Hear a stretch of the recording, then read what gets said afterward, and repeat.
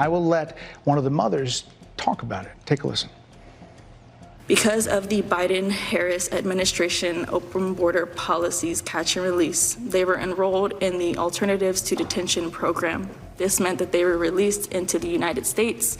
It was not even a full 3 weeks later that they would take my daughter, Jocelyn Nungare's life. I believe the Biden-Harris administration open border policies are responsible for the death of my daughter.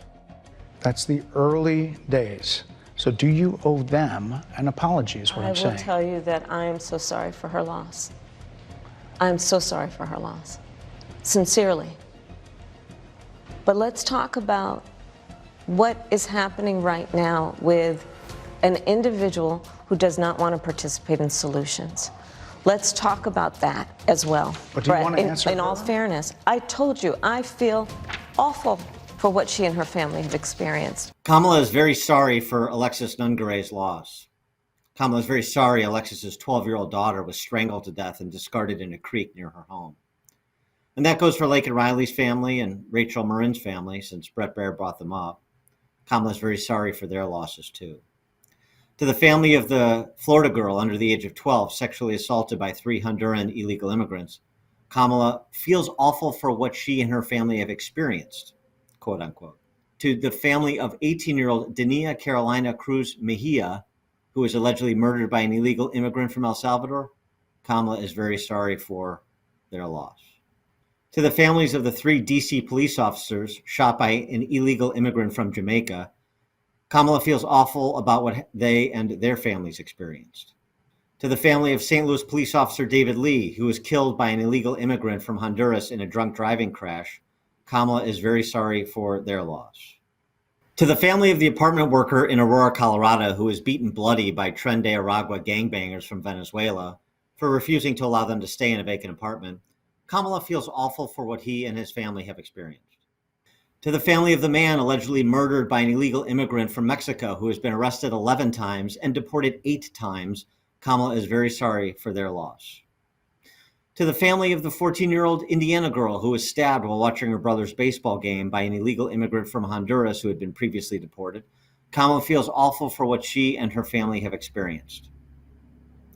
To the families of anyone who was the victim of theft, aggravated battery, or general reckless conduct of an illegal immigrant from Venezuela arrested 10 times in 10 months in and around Chicago, Kamala feels awful for what you and your families have experienced.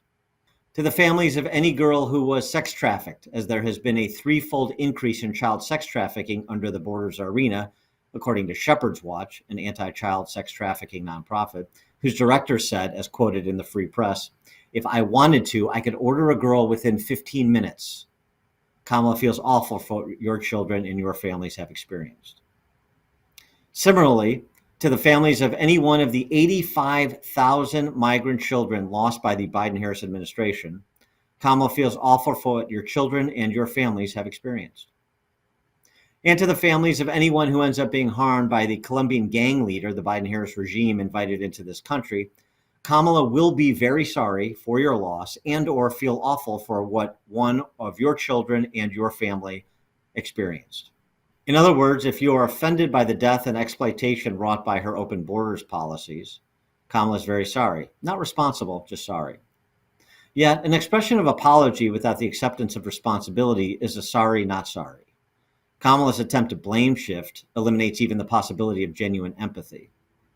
For all of Trump's occasions of intemperate bluster, it is Kamala Harris who is the cruelest candidate in this race. I'm Dan Proft with the Counterculture Commentary.